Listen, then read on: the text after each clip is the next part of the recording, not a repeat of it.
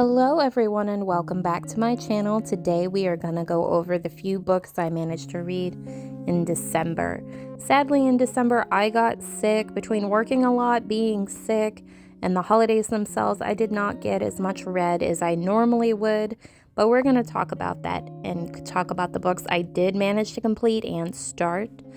Before we get into it though, if you could hit the subscribe button, hit the like button, the notification bell, those little clicks really help me out. I so appreciate it. Now let's get started. So in December, being sick, I really didn't get much read, but I did manage to finish my rollover book, The Only Good Indians by Stephen Graham Jones. I attempted to read, but ultimately DNF'd or soft DNF'd For the Throne by Hannah Whitten, and I did also read The Nutcracker by E.T.A. Hoffman, and then I started Out of Oz by Gregory Maguire. That's the fourth book in the Wicked series. So at least I did get some accomplishments in here this month because it was really looking bleak. I ended up in the hospital being super dehydrated, just like everybody else this month, I'm sure. I got sick. I was out for weeks. It was bad, but thankfully I did get at least something read, and then this month is looking a lot better. Now, I'm recording this on the 13th of January. I'm way behind, but I've already finished 2 books for January. So at least we have some progress. But let's get into what I thought of my December books. Before I get into my thoughts and the details about the books that I read in December, spoiler warning for any and all of these books. I try not to spoil them, but sometimes I can't help myself. So just in case you don't want to know anything about a particular book, all of my videos are chaptered for you. You can skip ahead to the next one. The first book I read in December was one that rolled over from November. That is The Only Good Indians by Stephen Graham Jones. This is a horror book, and it is something unlike I've ever read before. And the whole book, when I was reading it, I was like, oh, I should DNF this. This book is not for me.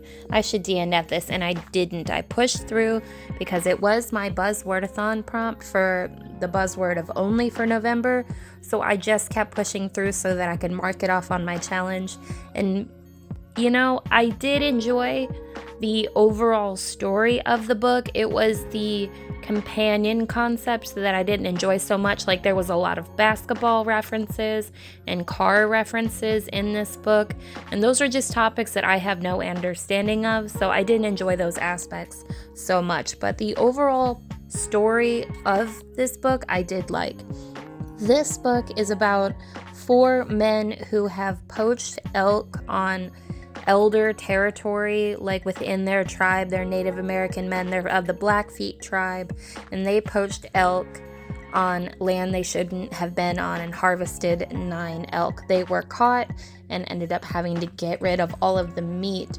But one of the elk that they killed was a young cow who was pregnant and was desperately fighting for the life of itself and its baby.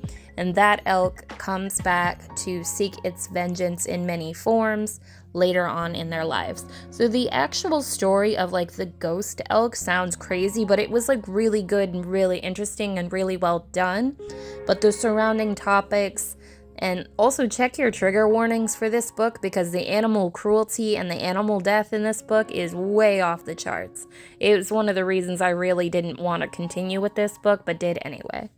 So check those things before you get into this book, because this book is not going to be for everyone. I would read another book by Stephen Graham Jones, but I don't think I could recommend this one to most people, because I don't think they're going to get on with the animal murder. Idea of a ghost elk is probably sounding pretty stupid to some people. And then if, like me, you don't know anything about hunting, basketball, and cars, the filler content concepts that kind of surround the story are not going to be there for you either. So I would say maybe skip this one if those things don't sound like your cup of tea, and try something else by this author, because the writing was good, the story was good, the concept was there, and I did ultimately give this book 3 stars, but it just was not the one for me.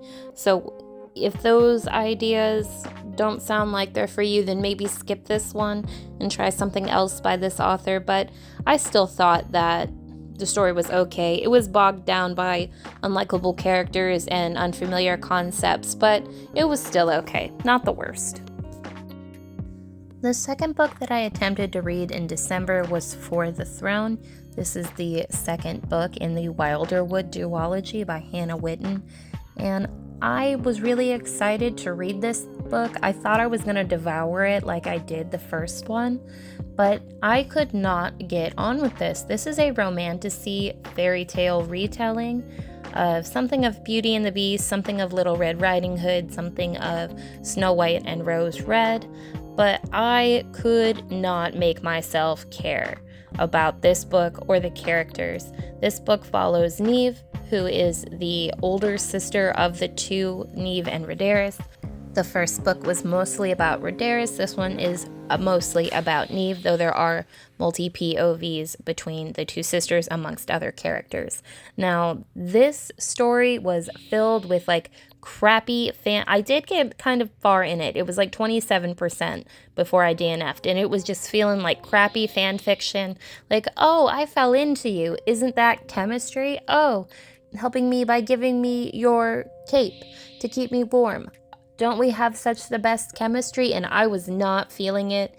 This book had more spice than the first book did, and that's not really my thing. And then I tried to listen to it as an audiobook, but the narrator did not work for me. Reading it, trying to get an immersive experience, trying to read it on its own, nothing was working. So I soft DNF'd it. I do still want to read this, but I feel like maybe it's my fault for having waited so long between reading the first book and the second book. I read the first book in January of 2024 and tried to read this book in December of 2024, and maybe that math just isn't mathing. So I'll revisit this book another time, but for now, soft DNF. The third book that I read in December is The Nutcracker by E.T.A. Hoffman. This is the original 1816 novella, and I know that there was something of a reimagining of this story later done by Alexander Dumas, I think it was, but this is the original German fable, fairy tale, classic Christmas story. And it was my choice for the Buzzwordathon word for December, which was a holiday word, Nutcracker being the holiday buzzword. And I gotta say, my ultimate feelings on this book is that I prefer the Nutcracker Prince cartoon. I watched that movie growing up every year, and I still watch it every year to this day. And I was really excited to read this book, but it kind of fell a little bit flat for me. I guess it just doesn't translate as well. It doesn't feel as magical when it's not a cartoon. But it was still a cute Christmas story. It was still a fun adventure. But here's a little spoiler, 3, 2, 1, spoiler. The 7-year-old in the end gets engaged. That's right, the main character, Marie, gets engaged at 7 years old, and that is creepy and ruining my childhood. I would say go ahead and read this if you haven't. It is a Christmas classic. It is fun. It is one of those quintessential Christmas reads, but I think going forward, I'll just go ahead and stick to the cartoon. I did give this 4.25 stars though. I was having fun with it, and it's a quick read. It's a novella. It's only 112 pages, or at least my copy is. So I was having fun with it up until the end of that 7-year-old getting the ring. After that, I was out. The fourth book that I at least started in December was Out of Oz. This is the 4th volume in the Wicked Years series. And I started it but didn't finish it in December. I actually finished it in January. I actually finished it yesterday, so I can't give you my full review on this yet. I will be giving this to you in my January wrap-up that comes next month. But this story follows mostly Rain. She is the granddaughter of Elphaba, who is the Wicked Witch of the West, and this is mostly Rain's story, but I'll tell you more about this next time.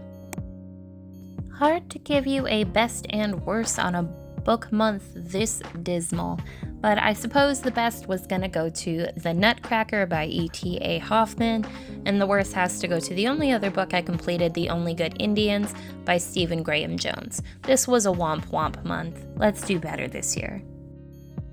Let's get the year going correctly. Let's do this right. Let's not slack off this month. We're feeling better. Our schedule's getting a little bit more back to normal. Well, the Buzzwordathon has a cover challenge this month. I've played a new round of library card. I'll leave that up in the cards and down in the description for you. If you have not seen my new video of me playing my winter edition of library card, got a whole lot more books on my TBR for the next few months. So if you haven't seen those, do check those out. Let's get into what of Buzzwordathon and what of library card and what else I'm reading this month.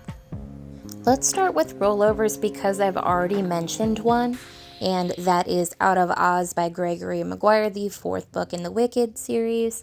It's the 13th. I'm filming this late and putting this out late. I know I've already finished this, but this was the first book that I read in January.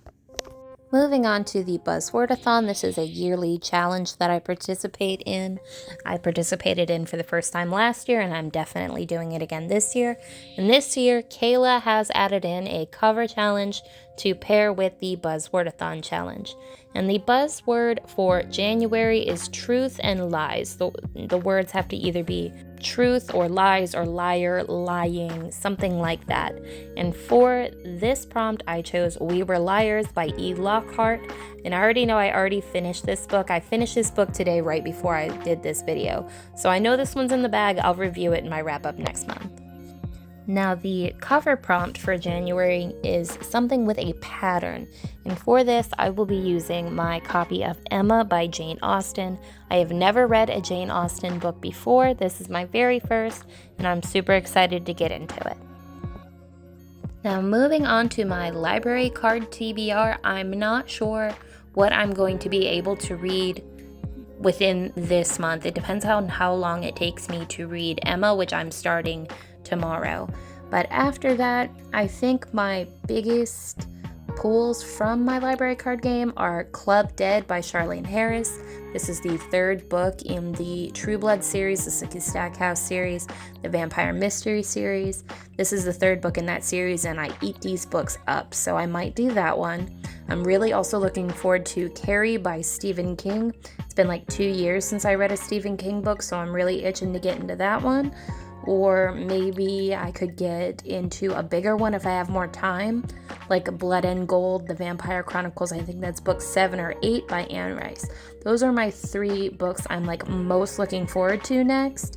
Also, just if I need a quick book, I have the graphic novel for The Witcher, The Glass House, which is volume 1 of the Witcher graphic novels. I read the entire Witcher series. I love The Witcher. I love his character. I just wasn't satisfied with the way those books went, but I love like the Monster of the Week vibes from The Witcher, so I probably will get to that this month also. And that is everything I'll be reading in January. Sorry this video is late, you guys. Sometimes life gets in the way. But I'll be back in February to review my books from January and tell you what I'm reading in March.